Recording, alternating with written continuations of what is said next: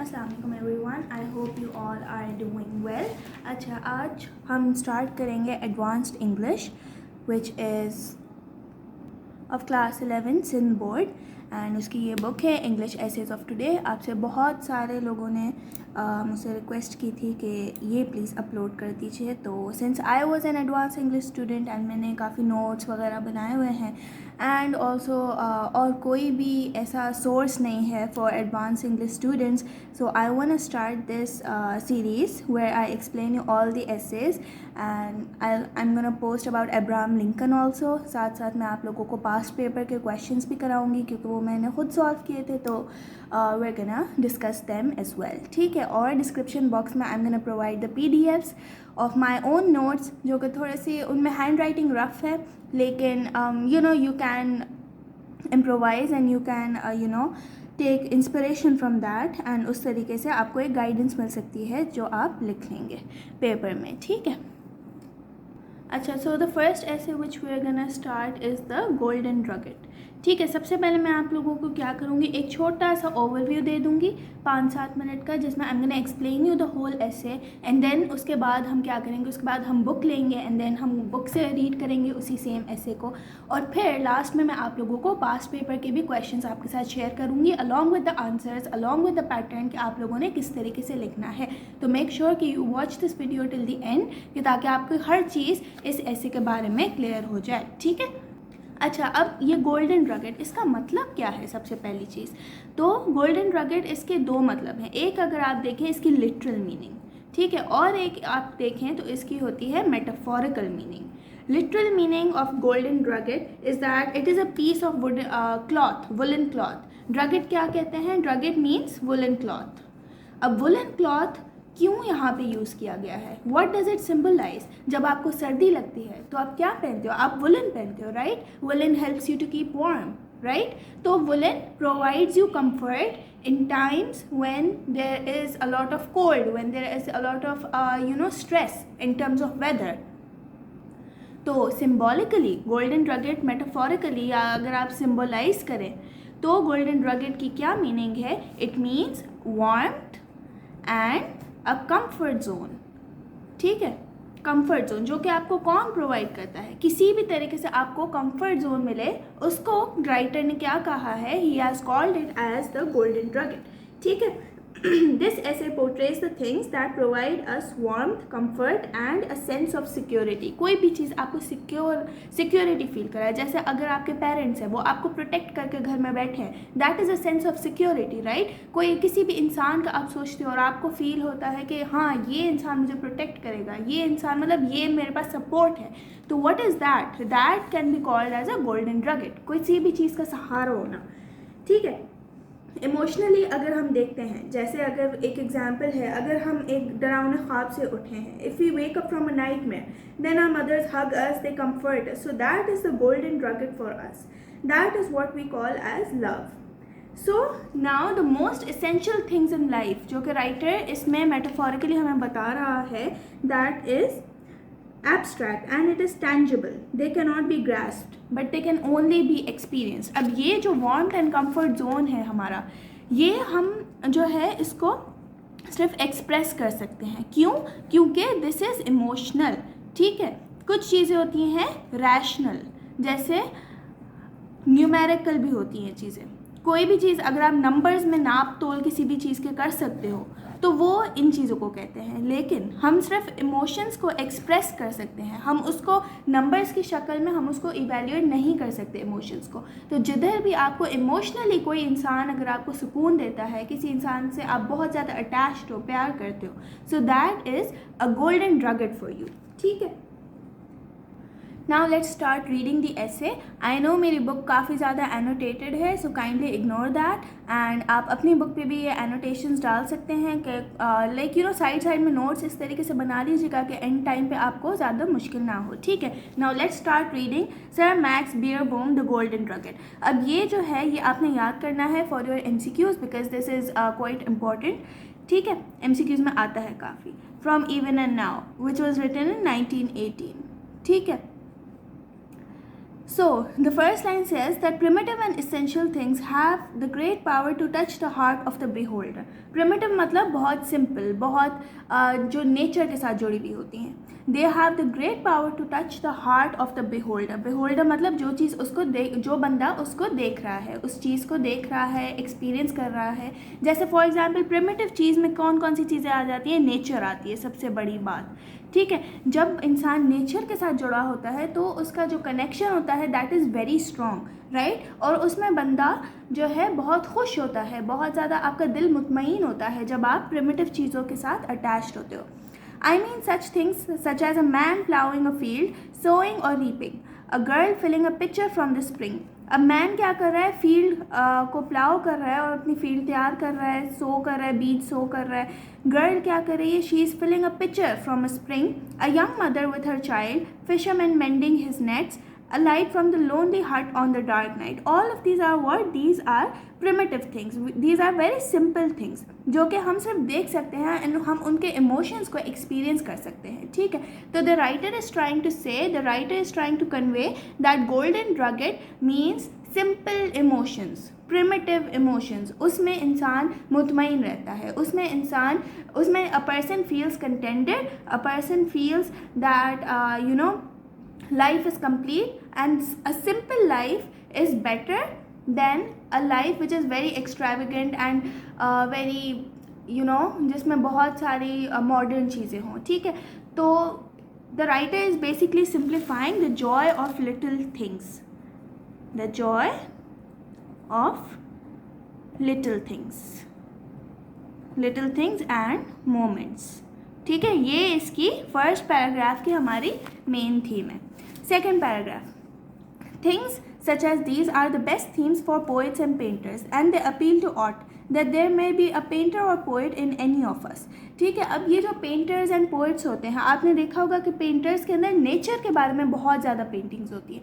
क्यों होता है? नेचर को क्यों लोग इतना ज़्यादा एम्फोसाइज करते हैं? That is why because this is primitive.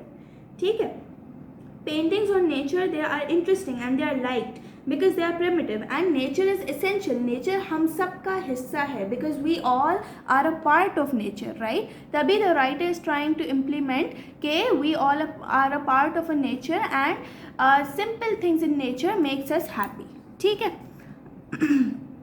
Strictly they are not as old as hills, but they are more significant and eloquent than hills. अब ये जो थीम्स होती हैं पेंटर्स की और पोइट्स की, वो क्या होती हैं? These are expressive. Eloquent means expressive. ठीक है, hills will outclass them, but hills glacially survive the life of the man on the planet, as of as little account as hills, tremulous and hot in ages before the life of man had its beginning. अब ये क्या कह रहे हैं कि hills तब से थी जब इंसान भी नहीं था. लाइक माउंटेन्स इंसानों से पहले आए हुए थे, राइट. लेकिन हिल्स वो चीज़ एक्सप्रेस नहीं करती, हिल्स इमोशंस एक्सप्रेस नहीं करते. लेकिन इंसान जिस तरीके से उन हिल्स को देखता है तो वो अपनी पेंटिंग में या वो अपनी पोइट्री में उस चीज़ को एक्सप्रेस करता है. That's why he has use the word eloquent. Eloquent means to be expressive. ठीक है, तो ह्यूमंस क्या करते हैं? नेचर को ऑब्जर्व करते हैं एंड देन उसको एक नई शक्ल में अपनी इमोशंस के साथ एक्सप्रेस कर सकते हैं. नेचर के अंदर ये एबिलिटी नहीं होती कि वो अपने आप को एक्सप्रेस कर पाए, वो आपको सिर्फ नज़र आती है. आप उसको किस तरीके से अपने इमोशंस उसके साथ जोड़ते हो, that's on you, and that is shown by painters and that is also shown by poets. ठीक है, nature is interesting only because of us. Why? Because we are able to express and interpret it. ठीक है, and the best of symbols of us such as sights I have just mentioned, sights unalterable by the fashion of time or place, sights that in all countries were and never will not be. सही है. तो जो best place है, best symbols कौन से हैं? जो sites हम कभी भी ऑल्टर नहीं कर सकते, जैसे जो नेचुरल चीज़ें हैं, माउंटेन्स, हिल्स, वाटरफॉल्स, ये चीज़ें हम कभी भी ऑल्टर नहीं कर सकते, राइट. सो ये चीज़ें सबसे ज़्यादा बेस्ट होती हैं of the nature because this is like soul nature, और वो कभी भी हम ऑल्टर नहीं कर सकते. ठीक है, now let's move on to the next paragraph. It is true that in many districts nowadays there are elaborate new kinds of machinery for plowing the fields and reaping the corn. अच्छा, corn निकालने के लिए या fields को plough करने के लिए क्या बता रहा है? The writer is giving a sense of industrialism. ठीक है, वो ये बता रहा है कि यहाँ पे कितनी ज़्यादा मशीनरी आ गई है, राइट, और कितना इंसान प्रोग्रेस कर गया है. In the most progressive districts of all, I dare say the very sowing of the grain is done by means of some engine. अब हम क्या करते हैं कि पहले किसान जब बीज बोता था तो वो हाथ से बोता था, ठीक है. अब क्या करते हैं, अब इतनी ज़्यादा एडवांसमेंट हो गई है कि it is being done by machinery, right, by some engine with better results than it could be done by hand. सही है. अब इसका मेटाफोरिकल मीनिंग क्या है? The metaphorical meaning is that the people's lives, जो पहले लोग काम किया करते थे, जो उनका प्रोफेशन हुआ करता था, वो चीज़ अब उनसे छिन रही है. क्यों छिन रही है? क्योंकि जो काम पहले इंसान किया करता था वही चीज़ is being replaced by the machinery, ठीक है. For aught I know, there is patented invention for catching fish by the electricity. पहले क्या होता था? At first humans used to do fishing by hand, right? They used to use the fish ropes and it used to be a very nice profession. But now everything is being done by electricity. Everything is being done by machinery, right? So the writer gives a significance, in this paragraph, the writer gives a significance of industrialism and how it is affecting the lives of people around us and how is it affecting the nature. ठीक है? It is natural that we should pride ourselves on such triumph. अब ये triumph मतलब victory, सही है. अब ये क्या कह रहा है राइटर कि we should applaud ourselves. Why we should applaud ourselves? Because we have created such machines that have made the human life easier, right? We have created industrialism, we have created machinery in order to, you know, जो पहले इंसान काम करता था, for example 12 hours में, the machine would do it in 2 to 3 hours. So we have made our lives easier, ठीक है. But what happens is that people have become over dependent on them. Now people don't do anything by hand, they only use machinery and other stuff. It is well that we should have poems about them and pictures of them, but such poems and pictures cannot touch our hearts very deeply. अब अगर हम poems और pictures रखेंगे इसकी machinery की, तो फिर भी वो हमारे दिल को नहीं छुएंगी, ठीक है. Why? Because we are connected to nature, we are not connected to machinery, right? They cannot stir in us the sense of kinship with the whole dim past and the whole dim future. अब ये क्या कह रहा है? We have a dim past and we have a dim future. Why do we have a dim past? Because it was all related to machinery. There was no primitive connection with nature. हम सिर्फ nature की तरफ तब जाते हैं जब हमें उसकी ज़रूरत होती है. ऐसा नहीं कि we enjoy nature, ठीक है. We do not enjoy nature now. तभी they are saying that there is a dim future because because a person's interaction with nature has ended drastically with the rise in industrialism, ठीक है. तो जो मैं आपको points बता रही हूँ उनको आप वीडियो पॉज करके और साथ साथ लिखते जाइए, ठीक है, कि ताकि आपको आसानी हो, ठीक है. You can also formulate your own points in the and. आपको एक एक लाइन रीड करके मैं पढ़ाऊँगी हर ऐसे की इंशाल्लाह ताला, तो फिर आप अच्छे से अपना पेपर कर लेंगे, सही है. The ancient Egyptians were great as scientific dodges, very great indeed. अब ancient Egyptians ने क्या किया? पिरामिड बना दिए. पिरामिड्स कैसे बनाए? जस्ट मिट्टी के साथ. तभी क्या कह रहे हैं? They are great scientific dodges. Dodges मतलब डॉज मतलब किसी को चीट कर जाना, किसी को मतलब बहुत you are very cunning, okay, that is a dodge. अब ये साइंटिफिक डॉज था. क्यों?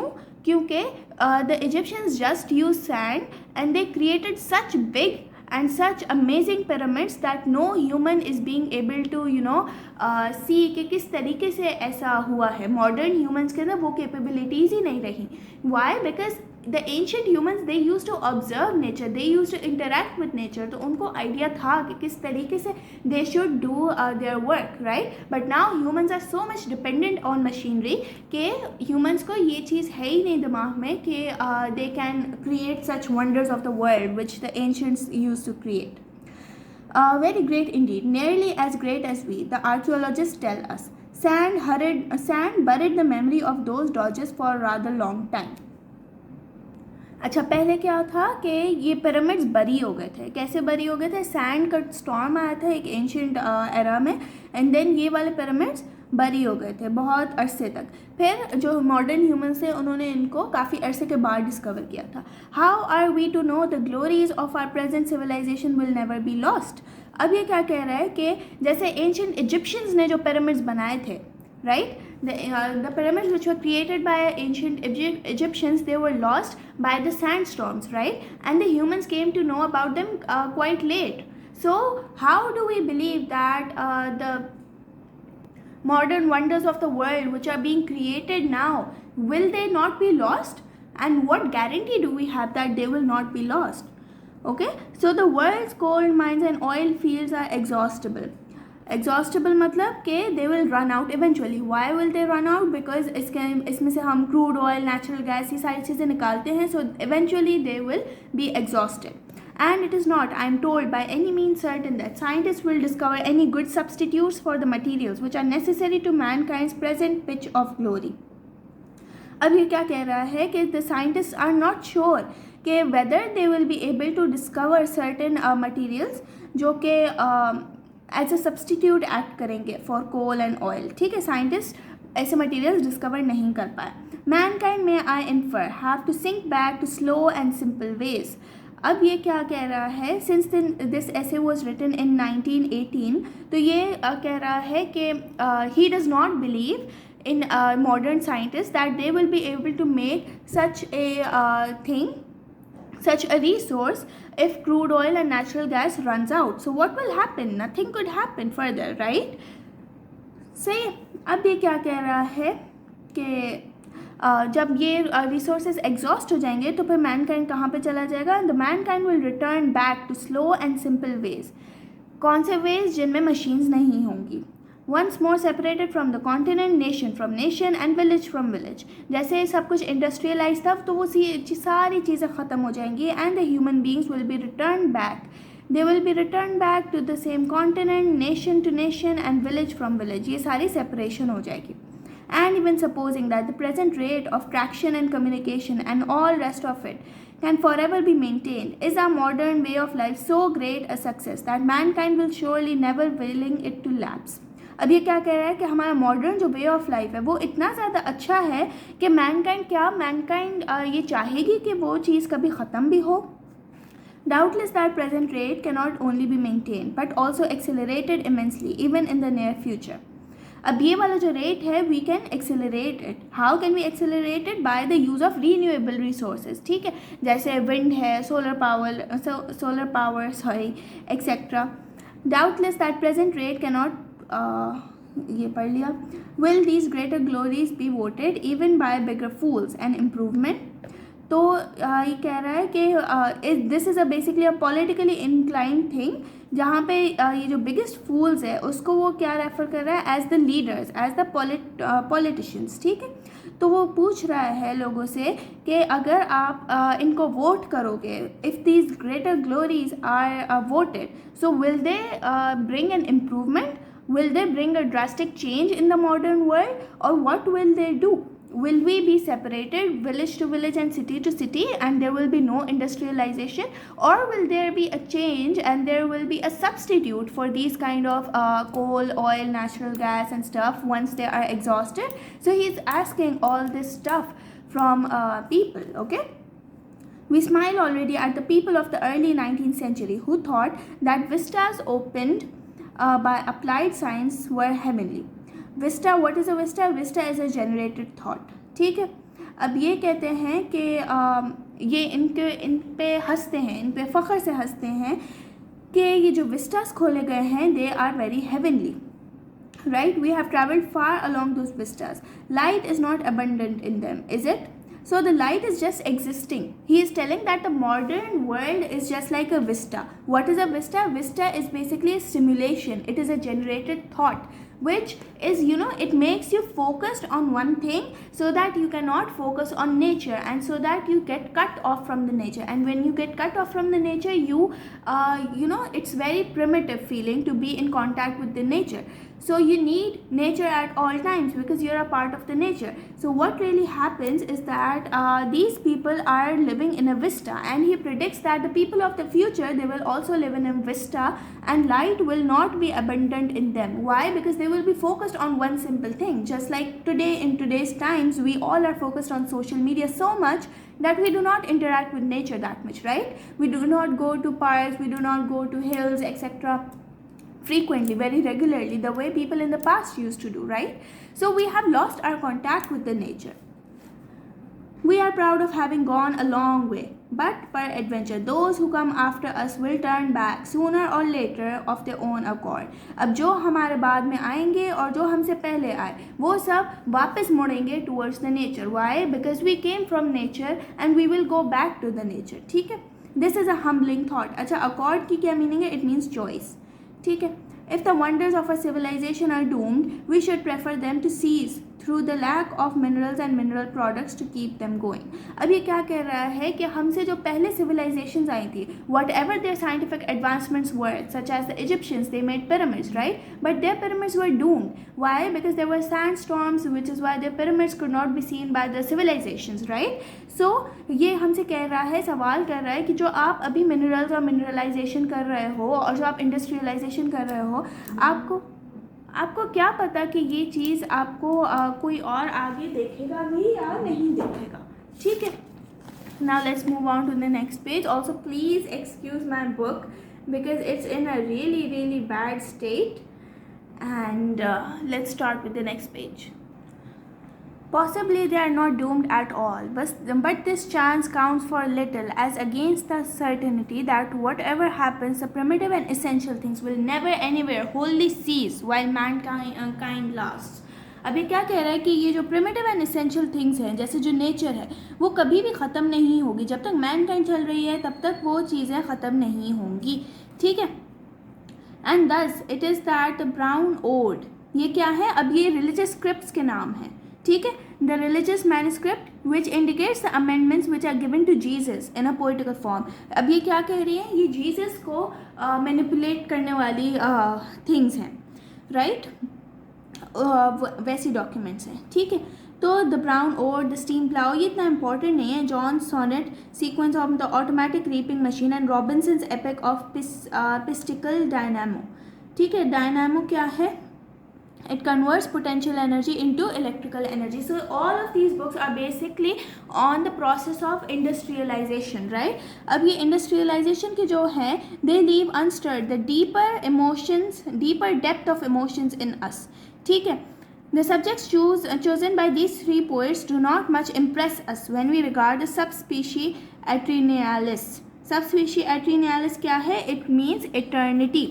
ठीक है. अब ये क्या कह रहे हैं कि all of these books, ये आप बुक्स मेंशन करेंगे and then you are gonna write that all of this books focus on the process of industrialization, right? जैसे ये रीपिंग मशीन है, डायनामो है that converts potential energy into electrical energy etcetera, right? So all of these do not impress us. Why they don't impress us? Because they are not related to the nature. This is the opinion of the author in this essay. Smith has painted nothing more masterly than a picture of a girl turning a hot water tap. But has he never seen a girl fill a pitcher from a spring? ठीक है. अब Smith ने क्या painting की है? Smith is a painter who painted that this is a girl turning a hot water tap, right? लेकिन इसने क्या इसने कभी नहीं देखा कि एक गर्ल स्प्रिंग में से पिक्चर फिल कर रही है? Smith's picture of a young mother seconding a resolution at the meeting of the Board of Guardians is magnificent, a brushwork. Board of Guardians क्या है? It is the painting of the guardian angels, right? This is also a mythical reference to the Bible कि उसने ये चीज़ें paint की हैं. But why not cut out the board and put in the baby? Baby is metaphorically symbolizing Jesus. I yield no one in the admiration of the Smithkins facade of the Waldorf Hotel by night in the peacetime. But a single light from the lonely hut would have been a finer frame. अब इसको पूरे को summarize करते हुए what we can conclude is that the opinion of the author is that all of the paintings which are related to nature, all of the artworks related to nature, जिसके अंदर एक primitive touch आ रहा है, they basically produce more emotion in our soul and in our heart as compared to the manuscripts, as compared to the artworks which are not connected to the nature. जैसे for example he is comparing a girl filling the water from the pitcher as compared to a girl filling the water from the tap. So what he concludes from that is that whenever the girl fills the water from the spring, the natural water spring, so then he feels more contented, he feels more connected to the nature, and that is why he likes that painting more. ठीक है, सो ये सारा हमने इस तरीके से summarise कर लिया. I should like to know, Smithkin, the thing that I call the golden nugget, or rather as this thing is greatly romantic to me. So this thing is romantic to him. Why? Because he appreciates life. He appreciates the emotions which are given to him in life, right? And that the painter is so unfortunate in his surname. I should like Smithkins to find it for himself. So now this painting is about the golden nugget, right? ये छोटा सी चीज़ है, इसको आपको ज़्यादा focus करने की ज़रूरत नहीं है. Just focus on the main points, and आखिर में मैं आपको सारा कुछ बता दूंगी regarding the past papers as well, तो वो भी आप लोग कर लीजिएगा. These words are written in war time and in England. There are, I hear, lighting restrictions even on far Riviera di Levante. What is this? This is basically a river at the time of the World War I. इसको please आप mark कर लें. जो मैं आपको points बता रही हूँ उनको आप मार्क कर लें. और यहाँ पर क्या है, लाइटनिंग रिस्ट्रिक्शंस हैं. What are these are the restrictions with the allies during the war. अब जब वॉर थी तो फिर उस टाइम पे आने जाने की रिस्ट्रिक्शंस थी, राइट? और ये क्या कह रहा है, I take it that the golden nugget is not outspread now nights across the high dark coast road between the Rapallo and the Zoagli. ये वर्ल्ड वॉर 1 के टाइम पे सीन्स बता रहे हैं कि उस टाइम पे किस तरीके से लोग लड़ा करते थे. That is why there were lightning restrictions. और ये बाकी जो स्मॉल सिटीज़ हैं यहाँ पे डार्क कोस्ट्स होते थे, right? And there were lonely inns and abyss and stuff. तो वो चीज़ इसको गोल्डन नगेट लगा करती थी. But the lonely side in is still there doubtless, and its narrow door will still stand open giving out for wayfarers its old span of brightness into darkness when peace comes. अब ये चीज़ इसको piece लगती है. देखो, अब ये world war का time था और सारी जगहों पे लाइटनिंग रिस्ट्रिक्शंस थी, ठीक है, आने जाने पे पाबंदियां थी. लेकिन ये जो सिटीज़ थे दो, रापेलो एंड जोआगली, ये आप याद रखिएगा कि these were the cities which were smaller and simpler cities, more like a village, ठीक है. तो इन सिटीज़ में क्या था, इन सिटीज़ में साइड इन्स बने हुए थे जहाँ पे there were what was there, इसमें नैरो डोर्स थे जो कि खुले रहते थे, and there was a mixture of light and dark, ठीक है. तो वो चीज़ इसके अंदर बहुत एक प्रिमिटिव इमोशन जगाया करती थी, and that was his golden nugget eight that time. It's nothing by day light that in. अब डे लाइट जब होती है तो उस इन में इसको कुछ भी खास नहीं लगता. क्यों? क्योंकि उसका सारा जो मैजिक है that is when the night time comes, और जब इनमें से लाइट गिर रही है और ये जो है बैठा हुआ है इनके बाहर और सारा नज़ारा देख रहा है, ठीक है. If anything it is rather an offence. Steep behind it rise mountains that are all grey, covered with olive trees. अब इसको आपको पता है, इस राइटर को नेचर से बड़ा प्यार है, and he thinks that nature is the golden nugget, right? तभी he is now describing a scene which is very primitive, which is very into nature, ठीक है. Now what is the scene of this painting? कि steep behind it rise the mountains that are grey. Mountains हैं, grey हैं, olive trees हैं, and उसके बाद क्या है, क्लिफ है दैट फॉल्स इनटू द सी. एक क्लिफ है छोटा सा जो कि सी का नज़ारा दिखा रहा है, and also the road is wide, the sea and the sky are of usually deep bright blue, ठीक है. And there are many single cypresses among the olives. Olive के अराउंड साइप्रस के ट्रीज़ भी हैं, ठीक है. और ये किसका सीन बता रहा है, the cypress trees are found between the Palestine and Jordan, ठीक है. It is a scene of good colour and noble form. The gay and grand scene in which the inn though assuming is unpleasing. क्यों unpleasing है? क्योंकि it is the area is rugged if you pay attention to it. An ugly little box like inn, a stuffy looking uninvited inn, salt and tobacco. सही है. अब ये जो इन है, इनके अंदर क्या है, it looks uninviting. Why? Because it looks like a letter box, right. And इसको नहीं पसंद. इसको क्या पसंद है? इसको सिर्फ नेचर का जो नज़ारा है वो इसको सिर्फ पसंद आ रहा है. But one would prefer it to buy these things elsewhere. There's a bench outside, a rickety table with a zinc top to it. अब ये टेबल है बड़ी पुरानी ज़माने की antique table with a zinc top. zinc top क्यों है? कि ताकि उसको उस पर रस्ट ना लगे. क्यों? क्योंकि सी पास में है. अभी हमने ये देखा ना कि यहाँ पे क्लिफ था और क्लिफ के पास सी का व्यू आ रहा था, राइट. सो जिंक टॉप होने का ये मतलब है कि zinc basically is put on tables so that the iron tables don't rust quickly, right. ये अगर आप केमिस्ट्री स्टूडेंट हैं तो ये आपने ज़रूर पढ़ा होगा अपने केमिस्ट्री किताब में. राइट, के टेबल्स को पेंट किया जाता है या कोई और मेटल जो कि उससे कम जो कि उससे ज़्यादा रिएक्टिव होता है वो उस पर लगा दिया जाता है, राइट। आयरन से जो मेटल्स ऊपर होते हैं इन द रिएक्टिविटी सीरीज, अगर आप वो लगा देते हो तो फिर क्या होता है, तो फिर आयरन रस्ट नहीं करता और वो जो दूसरा मेटल होता है वो रस्ट कर जाता है। Sorry, a bit of chemistry in a bit of English, so let's continue. And sometimes a peasant or two drinking a glass or two of wine. अब यहाँ पे दो पेजेंट्स बैठे हैं जो कि वाइन भी पी रहे हैं, ठीक है। अब इसको स्किप कर लेते हैं, ये इतना कोई इम्पोर्टेंट नहीं है। By daylight on the way down from my little home to Rapallo or from up to Rapallo home, I am indeed hardly conscious that this inn exists. अब ये जब डे लाइट में इसको पता ही नहीं होता कि ये जो है एग्जिस्ट भी करता है इन, क्योंकि इट इज़ वेरी अनअट्रैक्टिव। जैसे इसने कहा कि it looks like a box and it is not that attractive, ठीक है। I am indeed hardly conscious that this inn exist, but by moon light to it is negligible, stars are rather unbecoming to it, but on a thoroughly dark night. अब moon light जब भी होती है तब भी इसको ये इन इतना अट्रैक्टिव नहीं लगता, बट जब बिल्कुल डार्क नाइट हो जाती है, बिल्कुल सन्नाटे वाली खामोशी, बिल्कुल अंधेरी रात हो जाती है, when it manifests as nothing but a strip of yellow light cast across the road from the ever open door. अब इनका दरवाज़ा खुला है और अंदर से येलो कलर की लाइट आ रही है, तो वो इसको लगता है कि जैसे वो लाइट पूरी दुनिया में छा गई है, ठीक है। And it looks like magic for him, सही है। तो ये आप याद कर लीजिएगा कि जो इनमें से लाइट आती है on a severely dark night, that seems like magic to him.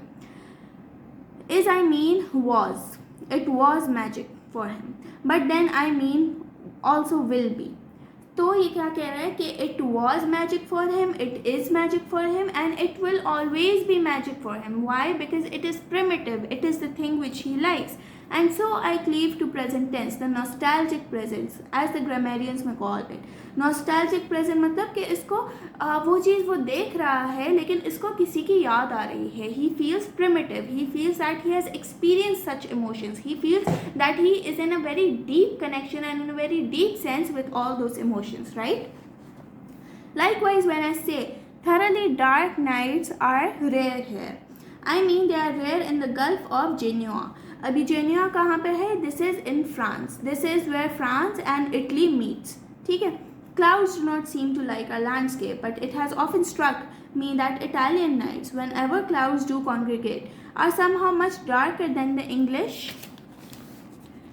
sights, as Italian days are brighter than the days in England. अब ये क्या कह रहा है? He is saying कि जो clouds हैं इटली के वो ज़्यादा डार्क होते हैं. ही फील्स, ये इसका अपना ओपिनियन है, that the clouds which are in Italy they are darker than the clouds in England and the sun which shines in Italy is brighter than the sun which shines in England. Right, they have thicker and heavier negritude. What is negritude? It is basically rainfall. ठीक है. अब Italy के अंदर rainfall भी ज़्यादा होती है, सन भी ज़्यादा आता है, क्लाउड्स भी ज़्यादा आते हैं. They shut things out from you more impenetrably. दे enclose you as in a small pavilion of black velvet. तो अब small pavilion of black velvet, this is basically a metaphor. And what does this explain? This explains that the atmosphere feels very soft and it feels very calm. जैसे किसी ने आपको black velvet, आपको पता है कितना soft होता है, ठीक है. तो किसी ने आपको velvet के कपड़े में प्रोटेक्ट कर लिया हो, ऐसा इटली का ऐसा एटमॉस्फेयर होता है. This tenement feel rather helpless, and gales can be strong enough in late autumn on the Riviera di Levante. अभी Riviera di Levante हमने पीछे पढ़ा था, किधर पढ़ा था? ये रहा, Riviera di Levante. This is the Latin word for river at the time of what? World War I. ठीक है. It is on nights when the wind blows hardest but makes no rift anywhere for a star to peep through. That hurt the most. एक second. Peep through? एक second. Sorry. That it is on nights, फिर से पढ़ लेते हैं. It is on nights when the wind blows its hardest but makes no rift anywhere for a star to peep through. अब wind क्या करे? wind बहुत ज़ोर से चल रही है, ठीक है, और यहाँ पे कोई भी open space नहीं है जहाँ से कोई स्टार हमें नज़र आ सके. But it is the golden drugget as I approach it, it gladdens my heart the most. अब वो जो अंधेरी रात है उससे इसको emotional attachment है. That is why he is mentioning what? He is mentioning the golden drugget. The distance between Rapallo and my home up yonder is rather more than 2 miles. अब ये जो Rapallo है, जो small city है, ठीक है, अब Rapallo और इसके घर के बीच में कितना रास्ता है? It is 2 miles. The road curves and zigzags sharply for most part, but at the end of the first mile it runs straight for 300 or 400 yards. ये आपको याद करने की ज़रूरत नहीं है कि इसका कैसे घर का रास्ता जा रहा है और क्या हो रहा है, ये इम्पोर्टेंट नहीं है बिल्कुल भी. It is visible to me before I come to it. Even by starlight, it is good to see. How much better if I happen to be out on a black rough night when nothing is disclosed by this calm bright thing. अब ये क्या कह रहा है कि एक अंधेरी रात हो, काली रात हो और इसमें इसको ये calmness मिल जाए. ठीक है, what is that? That is a golden drugget. Well, there has been indescribable all the way, a certain grey glimmer immediately in front of my feet. अब इसको क्या नज़र आ रहा है? इसको एक ग्रेश एरिया नज़र आ रहा है. क्यों? Because he feels that it is the golden drugget. I have managed to escape collision with the trees, bushes and stone walls. The continuous shrill wailing of trees branches writhing unseen but near. अभी क्या describe कर रहे हैं? ही is describing the branches of the trees in a very dark place. ठीक है, जब बहुत अंधेरा हो, आपने जैसे मूवीज़ में देखा होगा, बहुत ज़्यादा अंधेरा है, ग्रे कलर का आसमान है, उसके अंदर ब्लैक कलर की ट्री की ब्रांचेस हैं, तो ये बता रहे हैं कि बहुत दफ़ा ये गिरते गिरते बचा है, उनमें टकराते टकराते बचा है. क्यों? क्योंकि इतनी ज़्यादा डार्कनेस होती है कि इसको कोलाइड करना, इसको जो है मतलब ये कोलाइड हो जाता है उनके साथ. ठीक है. The great hoarse roar of the sea against the rocks far down below are no cheerful accompaniment of the buffeted pilgrim. इसको आप छोड़ दें, ये इतना वो नहीं है, इम्पॉर्टेंट नहीं है. ये बेसिकली क्या बता रहा है? He is describing the roar of the sea, कि किस तरीके से सी रोर कर रहा है ऑन द रॉक्स. ठीक है, और ये जो है चीयरफुल बिल्कुल भी नहीं है, क्योंकि nature is present at her unfriendliness. जब नेचर स्टॉर्म्स प्रोड्यूस करती है या जब नेचर जो है ऐसे साउंड्स प्रोड्यूस करती है, तो the nature seems unfriendly. He isn't sure that she hasn't supernatural allies working with her, witches on broomsticks circling closely around him, demons in pursuit of him and leap out on him. How about mere robbers and cutthroats? अभी क्या सोच रहा है कि nature अगर इतनी ज़्यादा dark है, इतनी ज़्यादा डरावनी है अभी, तो इसको ये होता है कि कोई आ ना जाए, कोई इसको नुकसान ना पहुंचा दे, जैसे कोई विच हो गया, कोई रॉबर हो गया, right? So he is afraid of the nature in such a way that the nature is unfriendly and the nature may have such allies. Allies means friends. The nature may have such friends which basically would harm this person who is busy exploring the nature on a very dark night where he is colliding with the branches and he is not able to figure his way out when he is going home from Rapallo. ठीक है, और इसने पूरा रास्ता भी बताया हुआ है. तो just write all this points down which I have told you, कि ताकि आप लोग भूलें ना. And we are on the last page of our essay. But look, that streak yonder, look. Yonder का क्या मतलब था? Yonder means ahead. ठीक है. The golden drugget. अब जो streak किसको नज़र आती है, किसमें? आसमान में जो उसको streak नज़र आती है, what is that? That is the golden drugget. There it is, familiar, serene, festal. What is festal? It means to live in the moment and it is a festive thing. Festive मतलब बहुत, जिस चीज़ से बंदे को खुशी मिलती है. ठीक है. Then that the pilgrim knew he would see in due times and not diminish for him the queer joy of seeing it. Nay, this emotion would far less be without foreknowledge. Some things are best at first sight. अब कुछ चीज़ें आप ऐसे देखते हो और आपको मतलब बहुत अच्छी लगती हैं, बहुत मतलब आपको उनसे इमोशनल अटैचमेंट हो जाती है. For example when your child is born, when you see him or her for the first time, तो वो खुशी दैट इज़ इनडिस्क्राइबेबल. और अगर आप किसी भी ऐसी चीज़ हो, कोई भी लाइक मौसम बहुत ही अच्छा हो, जैसे आपने कभी ना देखा हो, जैसे आपने कभी भी माउंटेन्स नहीं देखे, आप पहली दफ़ा माउंटेन्स देखोगे, so that thing is so primitive and that thing looks so beautiful at its first sight. Others, and here is one of them, do ever improve by recognition. अच्छा, अब जब आप चीज़ों को recognize करना शुरू करते हो तो they kind of improve. I remember that first when I beheld this steady strip of light shed forth over a threshold level with the road. It seemed to me conceivably sinister. अब ये क्या कह रहा है कि ये जो इन था, इनमें से जो लाइट शाइन होती थी, ठीक है। और ये जो इसको एक स्ट्रीक ऑफ लाइट नज़र आती थी वो इसको पहले सिनिस्टर लगती थी। सिनिस्टर का मतलब इसको अच्छी नहीं लगती थी, इसको लगता था कि ये डरावनी लगती थी इसको ये चीज़। It brought Stevenson to my mind the clink of doubloons and the clash of cutlasses and I think I quicken pace as I passed it. अब ये क्या, इसको डर लग रहा है and that is why he quickened his pace, मतलब ये बहुत जल्दी जल्दी चलना शुरू हो गया जैसे ही इसने इसको पास किया। But now it inspires me in the sense of deep trust and gratitude. अब इसको क्या हो गया है, इसको अब ट्रस्ट हो गया है। तो पहले what happened is that he was afraid of the golden drugget, he was afraid of the emotions which were being produced at that time. He felt that those emotions were evil, he felt that was sinister, he felt that nature was unfriendly, but now he is used to that, but now he thinks that not everyone can command the nature, and nature is he is basically comprehending everything in his mind, right? अब इसको ये चीज़ अच्छी लगती है and he basically trusts this thing and he has a gratitude, he feels happy, he feels internally satisfied. For this altogether a loving awe for holy ground that should be trod lightly. A drugget of crimson cloth across the London pavement is rather resented by the casual passerby as saying to him, step across me stranger but not along me, not in.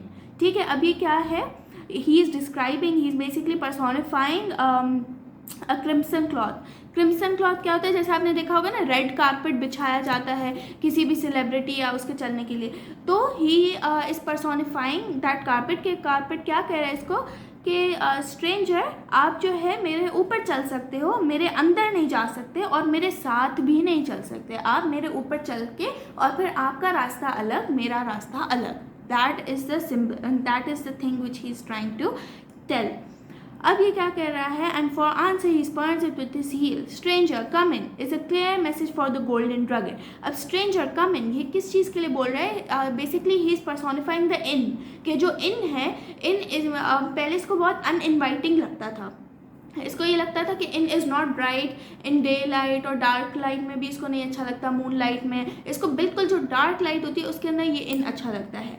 And he is thinking कि ये जो इन है वो मुझे कह रहा है कि स्ट्रेंजर तुम आ जाओ मेरे पास, आके तुम सुकून हासिल करोगे, मेरे पास आके तुम्हें ऐसा फील होगा कि जैसे तुम्हारे इमोशन स्टेबल हो गए हैं, right? And that is the thing for that is the clear message of the golden drugget. This is but a humble and earthly hostel. ठीक है, अभी क्या है, this feels like a hostel, जो कि बहुत हम्बल है, जो कि बहुत अर्थली है। अर्थली मतलब बहुत ज़्यादा नेचर के साथ जुड़ी हुई है। क्यों? क्योंकि बहुत छोटा है, यहाँ पे 2-3 लोग वाइन पी रहे हैं और ये सी के साथ है, यहाँ पे ऑलिव ट्रीज हैं, ठीक है, जो पहले आपको मैंने पूरा सीन समझाया था, राइट? ठीक है, you will find here a radiant company of angels and archangels. ठीक है, तो यहाँ पे आपको कंपनी मिलेगी किसकी, फरिश्तों की, और आपको बहुत यहाँ पे मतलब ही is symbolising the peace which he will find by staying at the inn. Why? Because he thinks that it is the golden drugget. And always I cherish the belief that if I obey the summons I should receive fulfillment of the promise. ठीक है, well the beliefs are one of the most cherished ones is the least willing to test.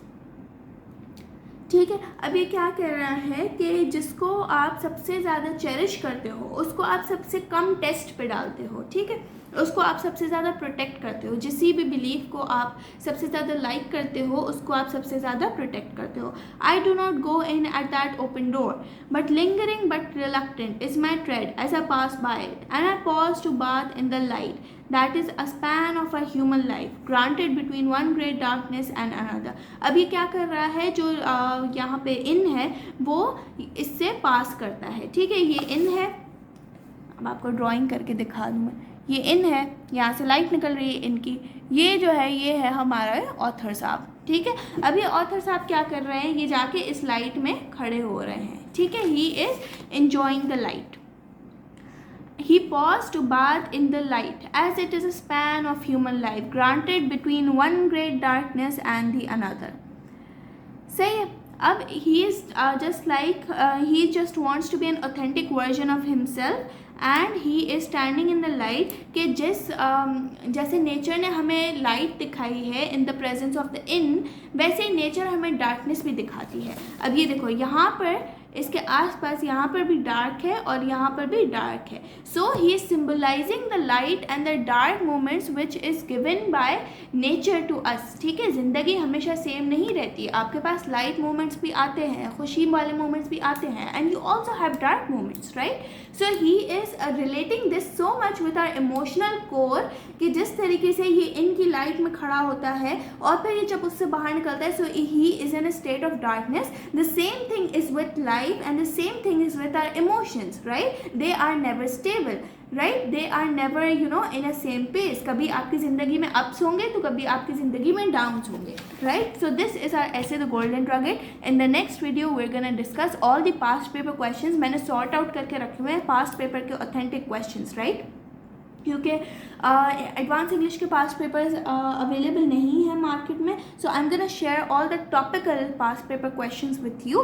So make sure you also watch the next video, कि ताकि आप बहुत अच्छे से समझ सकें। ठीक है, till then take care and अल्लाह हाफिज़। कोई और क्वेरीज हो तो let me know in the comment section below. I definitely try to make videos on all of these topics before your exams, के ताकि आप लोग अच्छे से अपने एग्ज़ाम दे सकें। ठीक है, ऑलराइट स्टूडेंट्स, अल्लाह हाफिज़।